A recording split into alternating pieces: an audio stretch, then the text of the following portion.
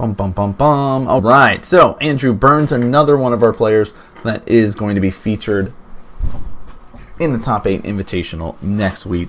Maxim, one of our resident brewers at the shop, switching things up, making something fun this week. I don't know what he wants to call his deck. I'm just calling it Humans with Swords. So if he pops in chat and wants to tell us a different name, then we will list it as such.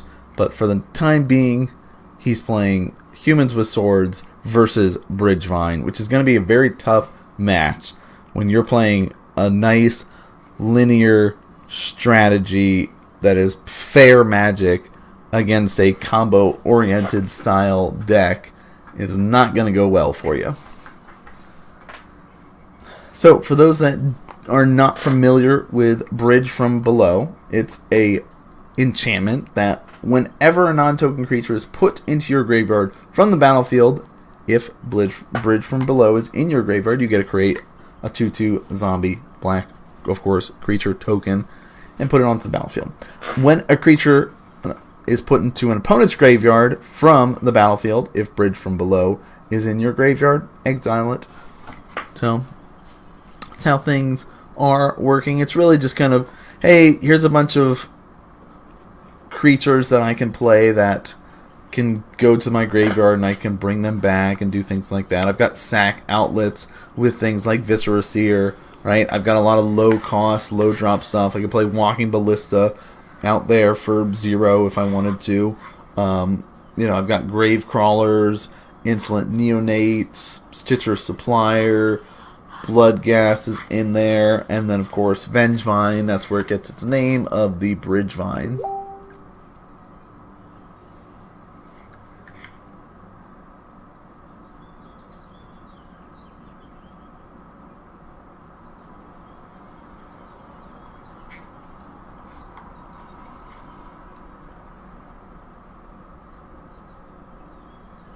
Naysayer Nan.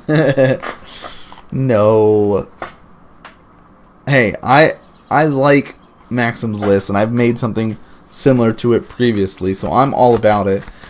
And if he can get the right swords to give himself, like, pro-black and things like that, then it could work out great, but it's going to be tough. Let's go Degenerate Graveyard deck. Yes. That's exactly it. And he's starting things out with the Stitcher Supplier and will be dumping his top 3 cards into his graveyard there.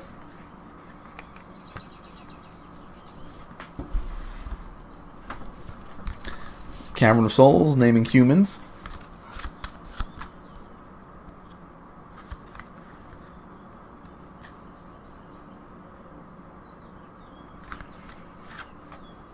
We all know Nan isn't above running jank. That is true. I do love me some jank. And Maxim has made the greatest deck I've ever seen. Alright, Faithless Looting coming out. Let's see how things go. What's going to the graveyard.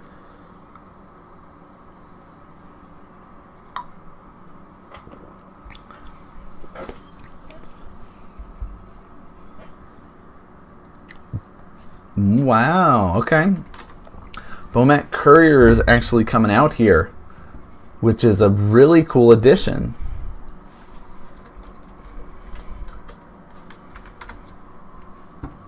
So he's going to come in and be able to just kind of poke him and say, here's 2 points of damage. Not super scary, but the fact that he can start exiling things and eventually get value out of that is pretty cool.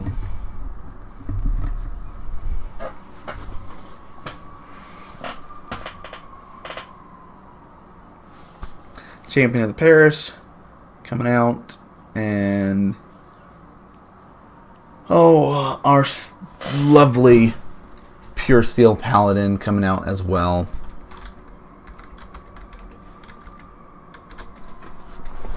So for those that are not familiar with this lovely creature, he is a simple 2/2 human knight. Whenever an equipment enters the battlefield under your control, you get to draw a card, and equipments you control have equipped for 0 as long as you control 3 or more artifacts.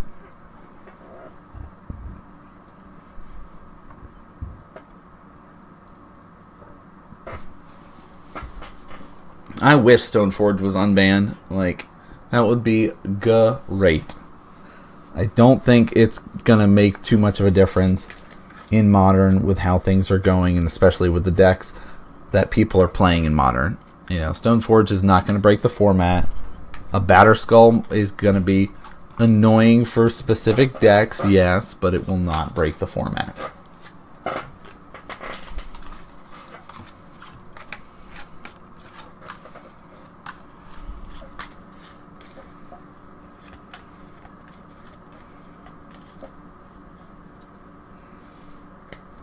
Here's 2 points of damage. I'm not gonna block. I'm not gonna swing in with the other guys. Don't want to just trade them essentially. So let's see what his follow-up is behind all this.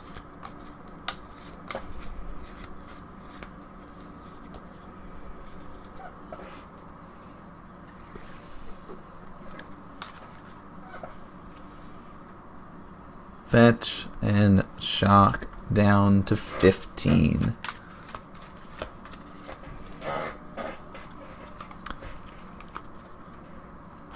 Yeah, having access to Stoneforge Mystic and a control list would be a great closer. Right? A nice way to kind of speed the games up a little bit for it. And hey, here's this threat. Just be ready for it. I mean, I feel like people just start adjusting their lists, right? We start seeing more Kolgun's commands getting run and stuff like that. So it's definitely something that is viable to fight against, but we'll see. We'll see what happens. Wizard wants to do what they want to do, it seems. They can unban Stoneforge when they ban Island. So 2 points of damage coming across. Again, oh wait, no, we're back on Maxim's turn. My bad. Here's another artifact, though.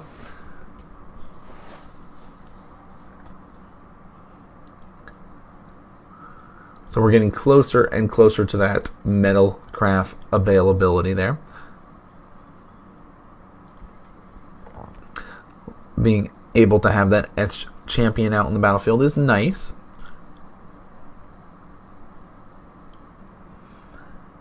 Let's block here, he says, so they can hug it out. Isn't he a 1-3? Oh no, he's a 1-1.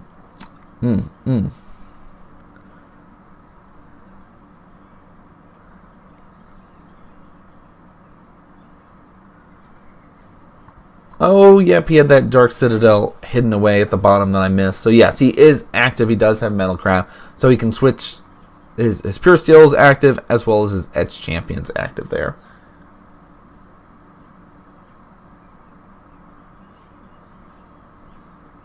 He put the Sword of Light and Shadow on it against my burn deck. I had no idea what to do. Unbeatable power.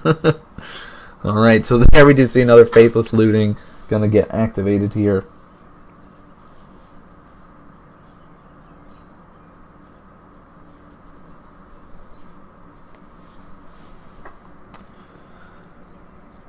So Andrew really just trying to get his creatures kind of online. He really wants to get some payout stuff here, but hasn't really been able to. Feast and Famine's a sweet one.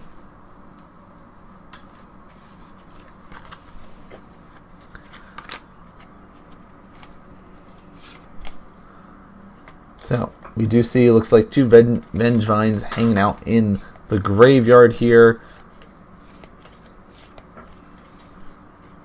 There's a Gravecrawler, and here's a Neonate. That's two creatures.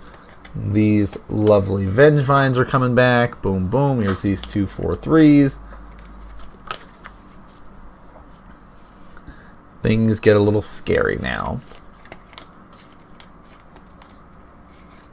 I mean, Etched Champion can block one, yes.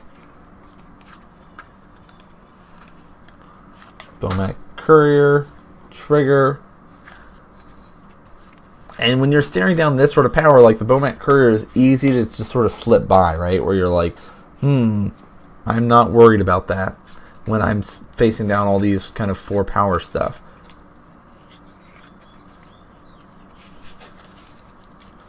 Right, you have this 4-3, 4-3, 2-1, and a 1-1. So he says, I guess we just block here. Block here. I'll take 6. Drop to 10.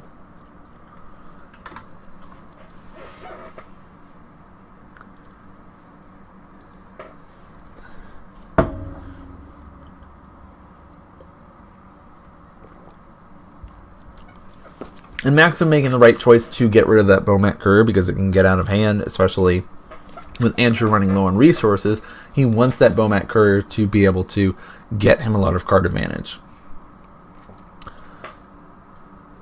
Alright, another Cavern of Souls coming out. This time naming Soldier, naming Knight. Not sure which one he's going to name, but one of those seems accurate. Oh, here's our little robot man. Going to be able to buff up people.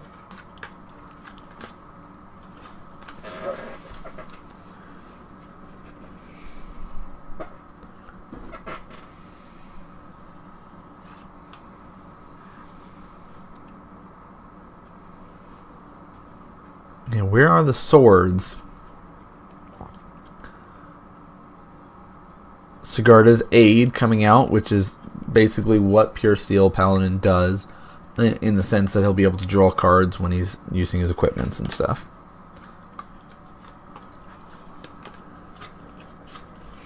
But now he just needs them. He doesn't have access to equipments yet.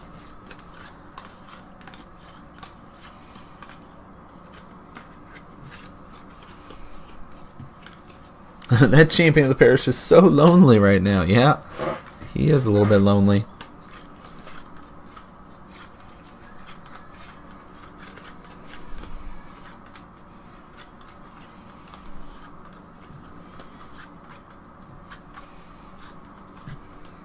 That's a pretty good equipment.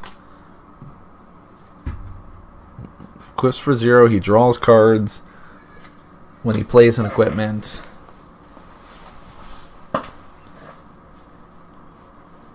So giving the creature +4 is pretty good.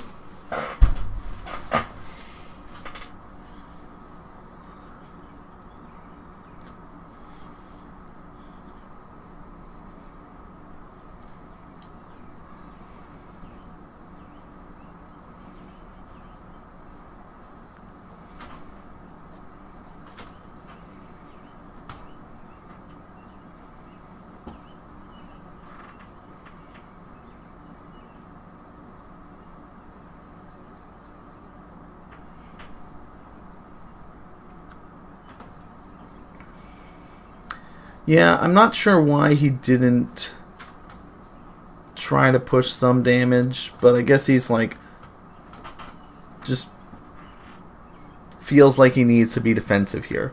Right? You see the 4/3s out, and it's like, I don't want to lose all my weak guys. I need them for when I get swords, but I can't. He's never going to get anywhere from just delaying, right? The delay tactic only works so well for so long.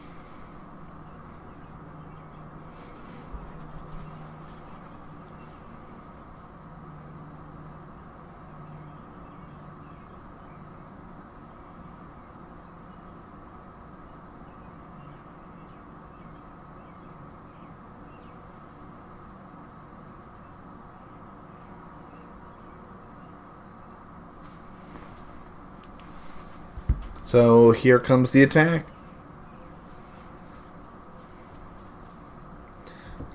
No point not attacking with everything.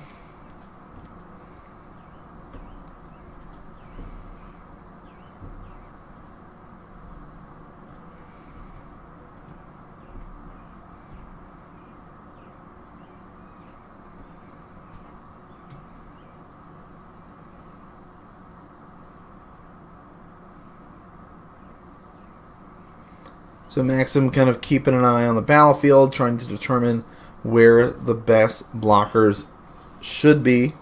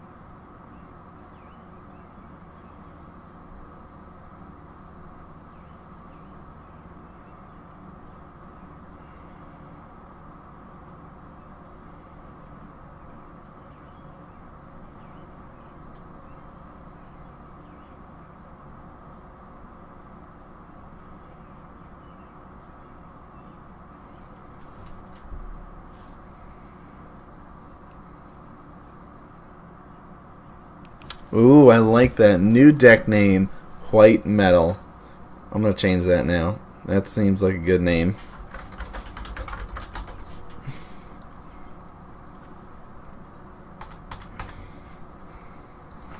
It's a good way to look at it. Alright?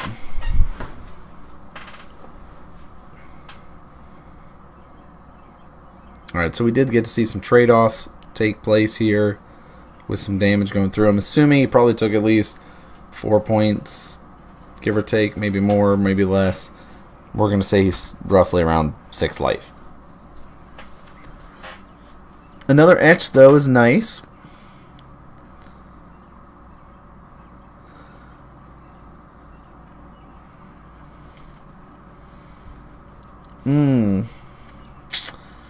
Doesn't really help much for his robots. But in regards to buffing up some of his other creatures, I guess that's nice.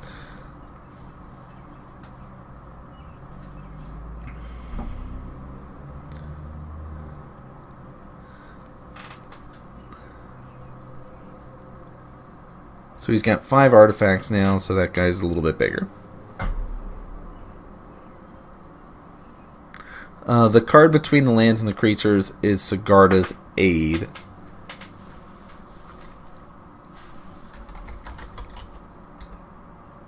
Which is a lot like Pure Steel Paladin, that whenever you cast, whenever equipment enters the battlefield under your control, you can attach it to target creature.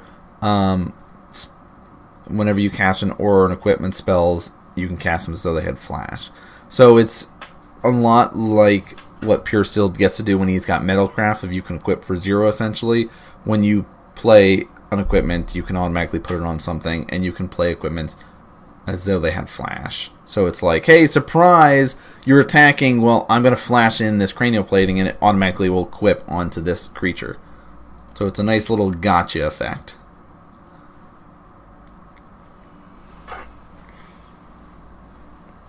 Ooh, let's shoot that down with our lava spike, he says. Or lava axe, lava spike.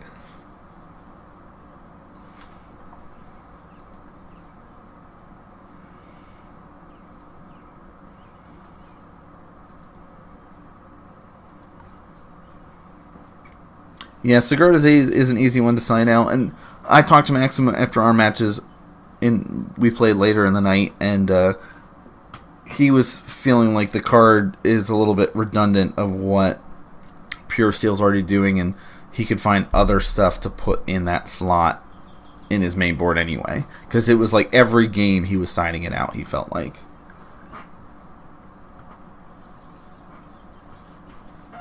So again, we got some 2-1s coming across. With the Viscera Seer up at the top, though, we can start to see him start sacking things. So we've got all the engine online for Andrew, but no bridge to kind of really make it super worthwhile. But you see him kind of coming across like so. We see some blocks. This guy looks like he wants to jump in the way of one of those. Is he going for the zombie? Is he going for the vampire? Either way, looks like he'll be taking 2 points of damage.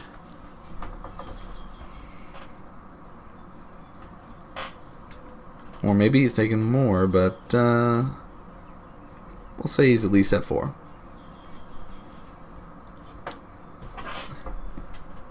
So we do see, before damage on the creatures that he would normally lose, he sacks them with Viscera Seer so he can at least get a scry going.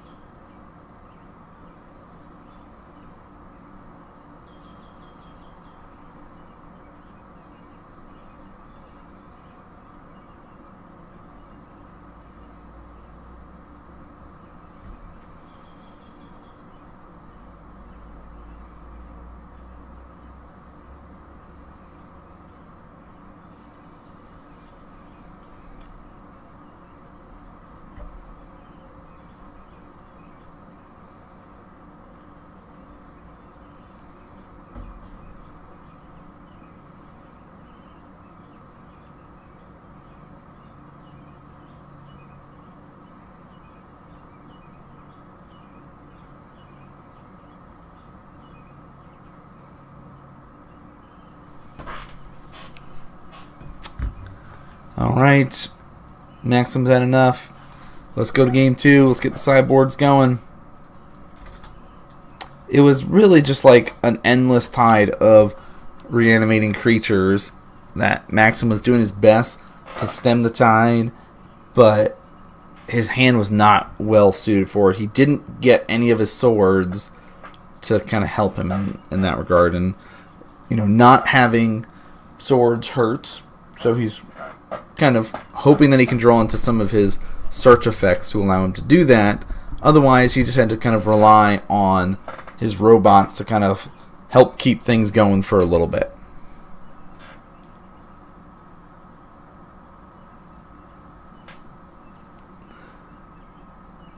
And couldn't cast that batter skull. That's what held him up there.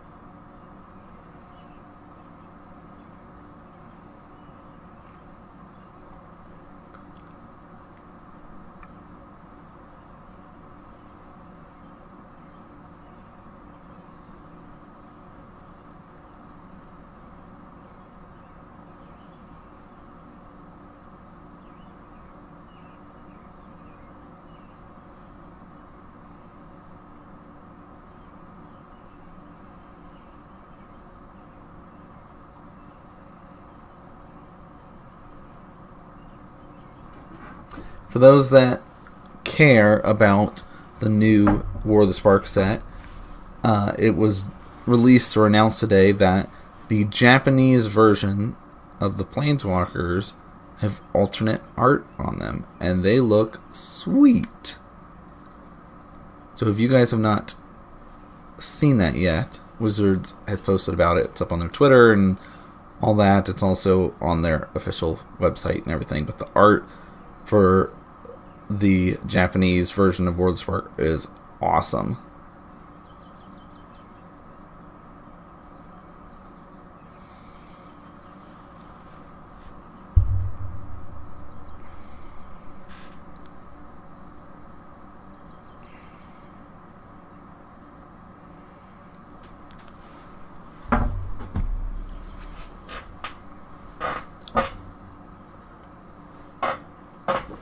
All right, players getting ready for game number 2. Maxim hoping to get a sword this time. Elevate his white metal to a little bit of higher standard. I've also talked to him about thinking of him adding an Ink Moth Nexus, especially if he's running the artifact part of it in cranial plating. Being able to just like 2-shot somebody or 1-shot someone if things get set up that way is really nice, especially if somebody gains a bunch of life or does something to kind of mess with like normal win conditions. It's a nice alternate win con. But Maxim not happy with his, going to be shipping his away. Andrew debating about it, looks like he might be okay with it.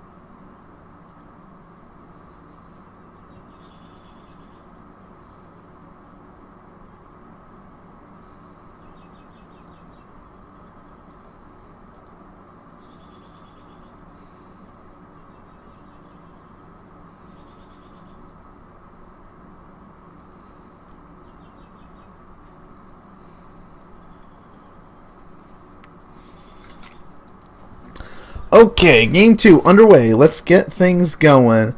Here is lovely plains and a blink moth. Cranial plating coming out. And pass. And you're going to be fetching. Let's see how he wants to play things. Like what specific land he's looking for.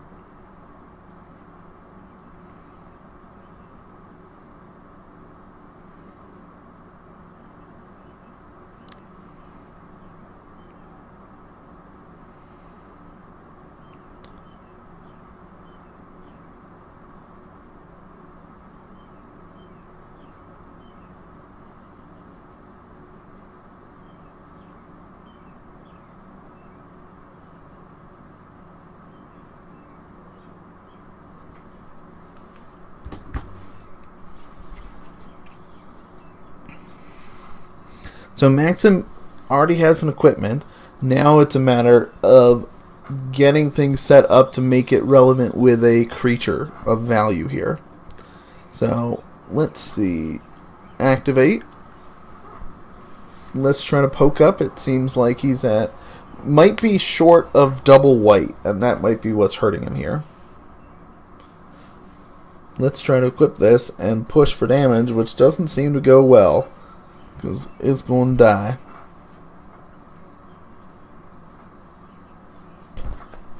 Let's discard this to get rid of that, he says.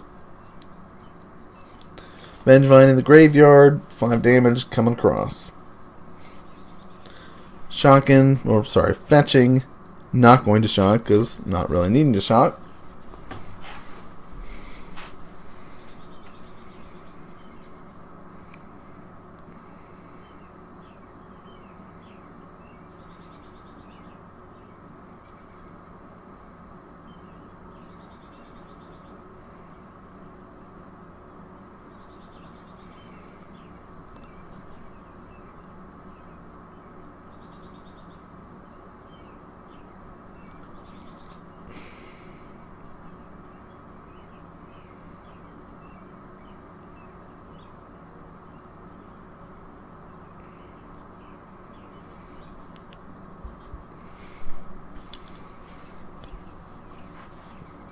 Alright, so Andrew kind of wondering how best to craft his hand and get it set up here to maybe even get that BridgeVine back. It looked like he had a Walking Ballista, so depending on how things work, he could cast that Walking Ballista for 0. It counts as you casting a creature even though it goes right to the graveyard, so that would be 1 of that fulfilled. But it looks like he's got a bridge, so he wants to try to find a way to get rid of that. So you see he's also got his axe sitting in his hand, so he could try to go for that route as well. But he says, here's my Walking Ballista for 1. And now I have a target that I could hit with my lovely axe. Boom, here's 5 damage. Boom, discarding this.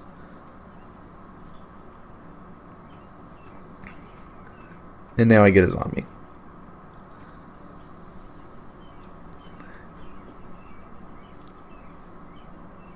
Now things can start getting out of hand now that we've got that bridge sitting in the graveyard. So, again, if you are not familiar with Bridge from Below, perhaps you've forgotten since we started talking about it, I will post it up in chat again.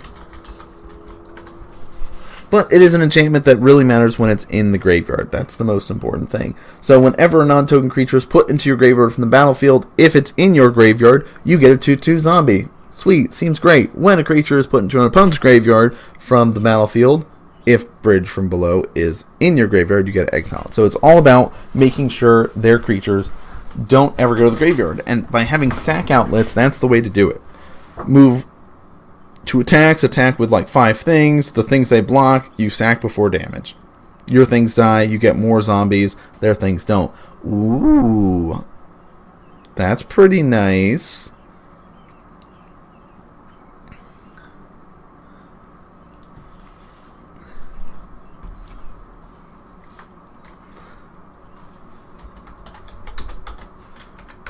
Rock Champion coming out, which is protection from black and red whenever a creature enters the battlefield, gain 2 life. So he's going to block one of the zombies here. Looks like he will be taking 6 points of damage, though.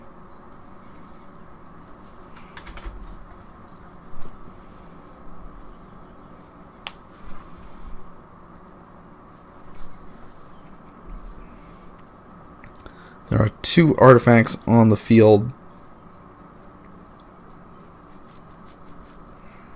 Just kidding, there's going to be 3.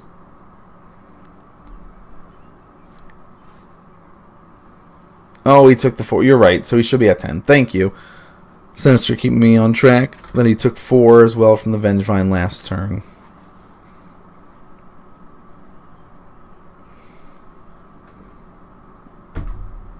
Ooh, there we go. Let's get another sword, he says. Search your library for an equipment card. Add it to your hand.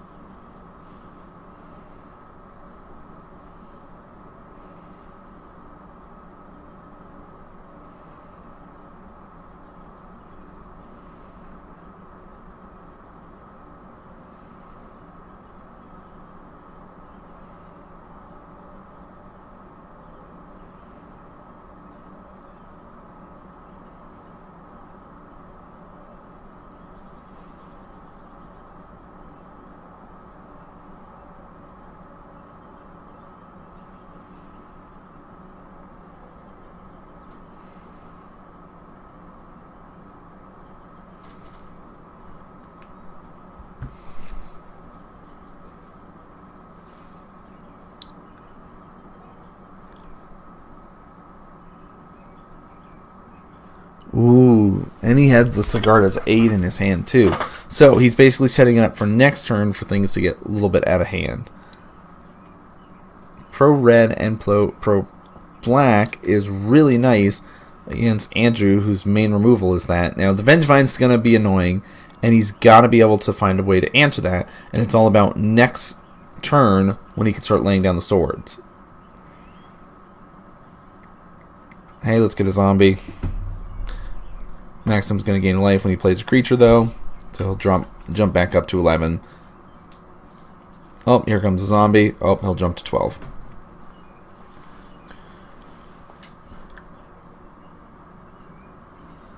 But again, it's all about Andrew building up a large enough zombie count for it to not really matter.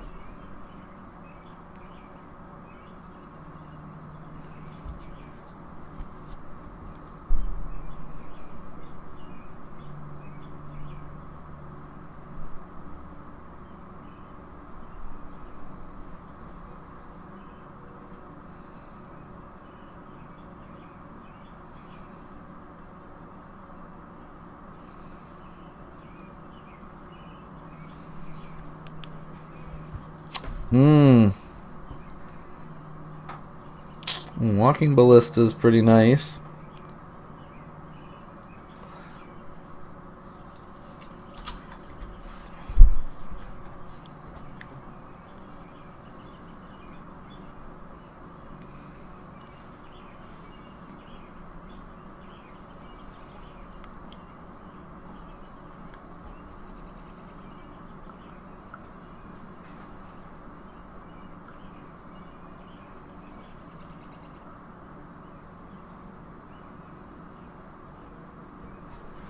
And here's 6.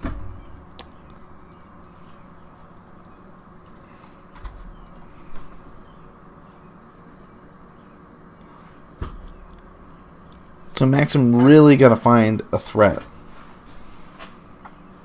to put that sword on. Looks like he might have it, though. Another Rock Champion.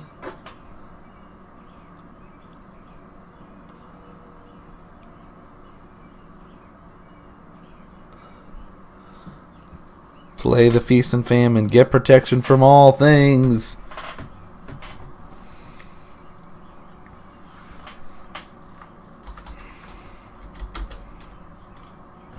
things, but pretty much.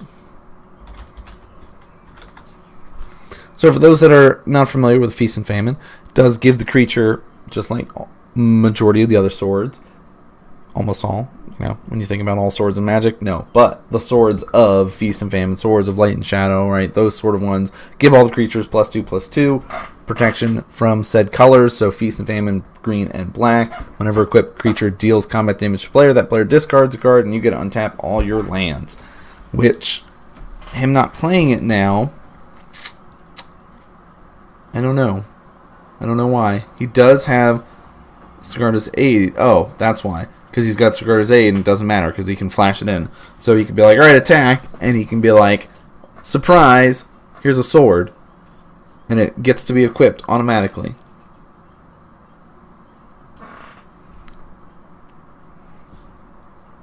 Strategy kind of going through, okay, what can I bring out from my graveyard? Do I got any creatures? The bridge is gone now.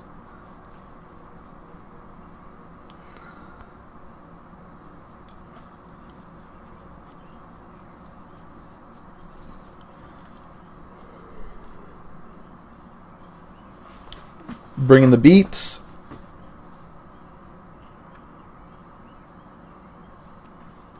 One, two, three. Sword of Feast and Famine. I'm just going to put it right there because it's essentially getting equipped onto that guy. Declare blocks. Here's my 4/4. Pro red, green, and black.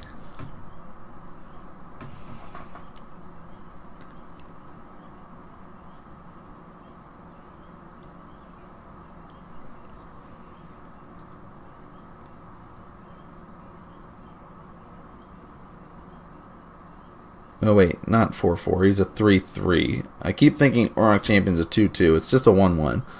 My bad, guys.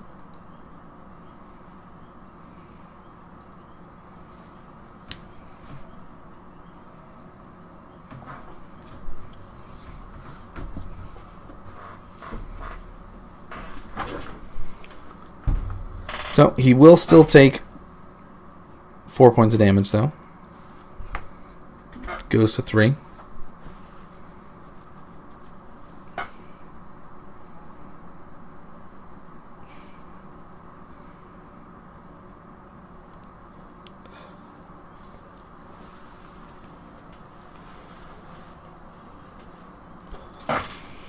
Let's make this guy bigger, he says.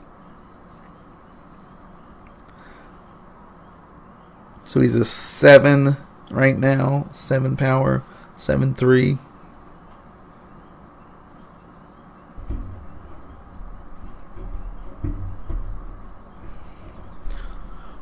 Really, it's all about making sure he can kill at least one of the zombies. Without having another creature here, he's kind of left just waiting.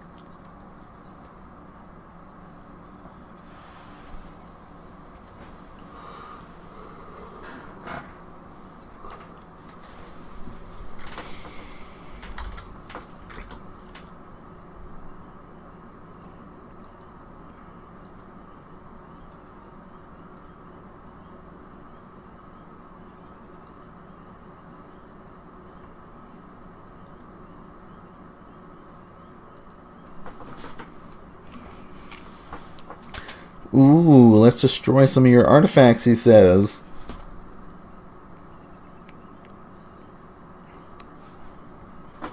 Ancient Grudge is pretty nice.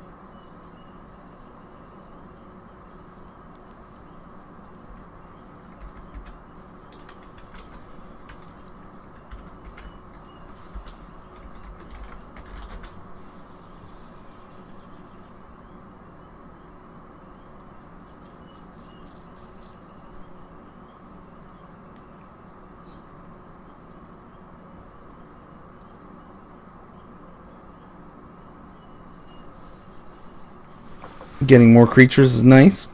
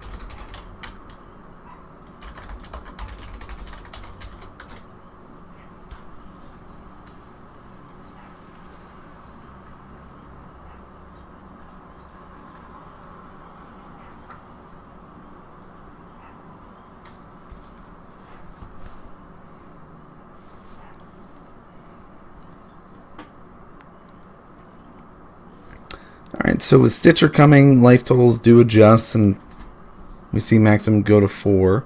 Viscerous here comes, hey, he's going to go to 5. BridgeVine comes, he's going to go to 6.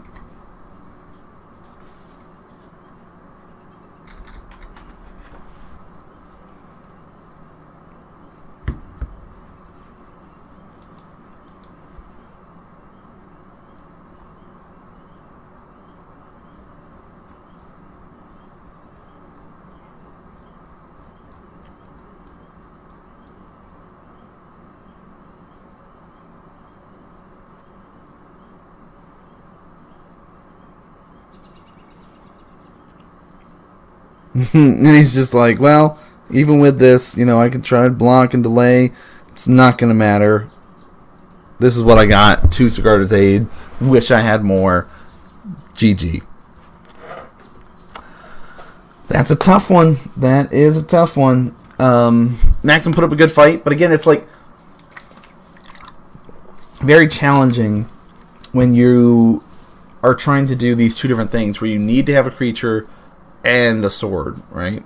You can have one or the other, but you're not going to do as well unless you have both to really synergize together and get things going. So it's a challenging deck to try to run and make work, but there are some things that Maxim and I talked about that he can try to adjust with his list that he is going to try for next week.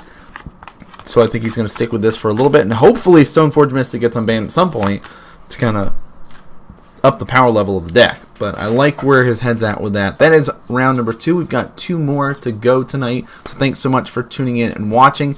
If this is your first time watching, please consider hitting that follow button here. We are so close to hitting 400 followers over on twitch.tv/Modern Magic Mondays. If you're watching from YouTube, thanks for tuning in. You guys subscribe as well if you like the content. But again, we're trying to do this every Monday, 6:30 p.m. Eastern, and it's usually within the week we get the VODs up on YouTube.